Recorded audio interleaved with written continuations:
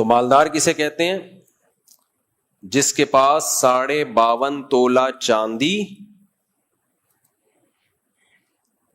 یا اس کی قیمت کے برابر 4 چیزیں ہوں. 52.5 تولہ چاندی کے آج کے ریٹ کیا ہیں؟ آج 25واں روزہ ہے، 25واں کہہ رہا ہوں، 2025 کا پہلا روزہ ہے، 2025 رمضان کا پہلا روزہ. تو آج کی تاریخ میں 52.5 تولہ چاندی کے ریٹ کیا ہے؟ نیٹ پہ 2 منٹ میں نکل آئے گا، 1,80,000. تو شریعت میں جس کے پاس 4 چیزیں 52.5 تولہ چاندی کے برابر ہوں گی، کیونکہ یہ 52.5 تولہ چاندی کے ریٹ اوپر نیچے ہوتے رہتے ہیں نا، تو آج کی تاریخ میں تو 1,80,000 ہے. تو جس کے پاس 4 چیزیں 1,80,000 کے برابر ہو گئیں، وہ شریعت کی نظر میں کیا ہے؟ مالدار. قرضے نکال کے. تو وہ 4 چیزیں کیا ہیں؟ سونا، چاندی، کیش اماؤنٹ اور تجارتی مال. تجارتی مال کسے کہتے ہیں؟ ہر وہ مال جو بیچا ہو خریدا ہو اس نیت سے کہ بیچوں گا. ان میں ایک شرط بھی ختم ہو گئی نا تو وہ تجارتی مال نہیں کہلائے گا. خریدا تھا بیچنے کے لیے، لیکن جس دن زکوٰۃ نکالنی تھی اس سے پہلے بیچنے کی نیت ختم ہو گئی تو وہ تجارتی مال نہیں رہا. خریدا تھا استعمال کے لیے، لیکن زکوٰۃ جس دن دینی تھی اس دن بیچنے کی نیت ہو گئی تو بھی مال تجارت نہیں ہے، کیونکہ خریدتے ہوئے بیچنے کی نیت نہیں تھی. تو دکان میں جو مال پڑا ہوتا ہے نا، یہ سارا مال تجارت ہوتا ہے، کیونکہ سارا خریدا ہوتا ہے بیچنے کے لیے.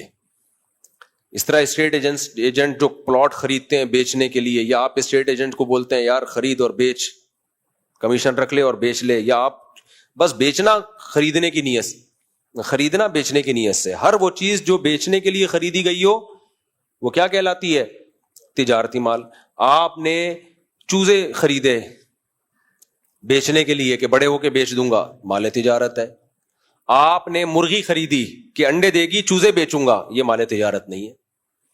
سمجھ رہے ہو؟ کیونکہ مرغی جو خریدی تھی وہ بیچنے کے لیے نہیں، وہ انڈوں کے لیے. تو اس مرغی پہ زکوٰۃ نہیں ہے، کیونکہ مرغی خریدی تھی انڈے دینے کے لیے، انڈے اس لیے کہ اس کے چوزے بیچوں گا. تو بھائی جو چیز خریدی جا رہی ہے وہ بیچی نہیں جا رہی، جو بیچی جا رہی ہے وہ بیچنے کے لیے خریدی نہیں تھی. بیچے چوزے جا رہے ہیں جو بیچنے کے لیے خریدے نہیں تھے. تو یہ لگی بندی تعریف ہمیشہ کے لیے یاد کر لیں. ہر وہ مال جو بیچنے کی نیت سے خریدا ہو از کالڈ مال تجارت. اور سونا چاندی چاہے وہ استعمال کے ہوں یا نہ ہو، بہر صورت ان پہ زکوٰۃ ہے. اس بارے میں امام ابو حنیفہ کا موقف ہمیشہ کی طرح بہت مضبوط ہے. احناف کا موقف جب بھی اختلافی مسائل ہوں گے نا، آپ دیکھنا احناف کا پلڑا بھاری ہوگا. امام حنیفہ بہت بڑے فقیہ تھے، اور خاص طور پر جس مسئلے میں امام ابو حنیفہ کے ساتھ ابو یوسف اور امام محمد بھی ہوں تو وہ بہت پاورفل مسئلہ ہوتا ہے. دیکھنے میں اول نظر میں لگتا ہے بعض دفعہ دلائل کمزور ہے، لیکن جب آپ ڈیپ میں جاتے ہو تو پتہ چلتا ہے کہ بڑے خاندانی دلائل ہیں.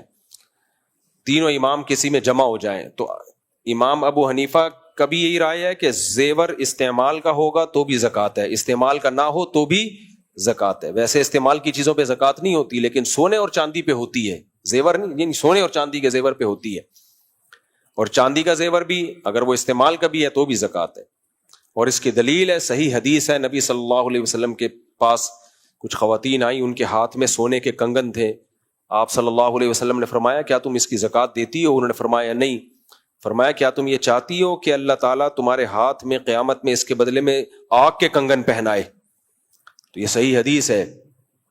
تو وہ تو پہنے ہوئے تھے، پہنے کا مطلب کیا ہے؟ استعمال میں تھے. تو اس سے صاف پتہ چلتا ہے. اسی وجہ سے اگرچہ فقہ حنبلی میں استعمال کے زیور پہ زکوٰۃ نہیں ہے، لیکن سعودی عرب کے شیخ بن باز نے اس مسئلے میں فقہ حنفی پہ ہی فتویٰ دیا تھا کہ بہت واضح صریح حدیث اس بارے میں موجود ہے. خیر، تو زیور چاہے استعمال کا ہو، سونے اور چاندی کا زیور. تو 4 چیزیں یاد رہیں گی: سونا، چاندی، مال تجارت اور کیش اماؤنٹ.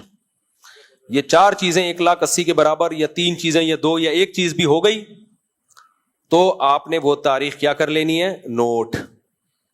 جیسے 1 محرم کو آپ کے پاس یہ چیزیں آئیں، اور جتنا قرضہ ہے وہ مائنس کر کے ہاں زمین اگر آپ نے خریدی بیچنے کی نیت سے لیکن قسطوں پہ خریدی تو 1 سال کی قسطیں اس کی قیمت سے مائنس کی جائیں گی. جو قسطیں آپ نے اس سال دینی ہے نا وہ کیا کی جائیں گی؟ مائنس. جیسے 40 لاکھ کی زمین خریدی اور اس سال آپ نے 10 لاکھ قسط دے دینے ہیں اس کے, تو 40 لاکھ میں سے 10 کیا کرو گے؟ مائنس. یعنی اس سال کا کیا مطلب ہے؟ جس سال زکوٰۃ نکلتی ہے اس تاریخ سے لے کے اگلی تاریخ تک وہ مائنس کرو گے, پھر قیمت لگاؤ گے اس. تو یہ اس کو مالدار کہتے ہیں. جس دن آپ کے پاس اتنا اماؤنٹ آ گیا وہ تاریخ آپ نوٹ کر لو, پھر اگلے سال اسی تاریخ کو حساب کرو. دینا جب مرضی دے دو, حساب اس تاریخ کا ہوگا, دے دو بھلے قسطوں میں, قرضہ مائنس کر دو اس میں سے. سمجھتے ہو کہ نہیں سمجھتے؟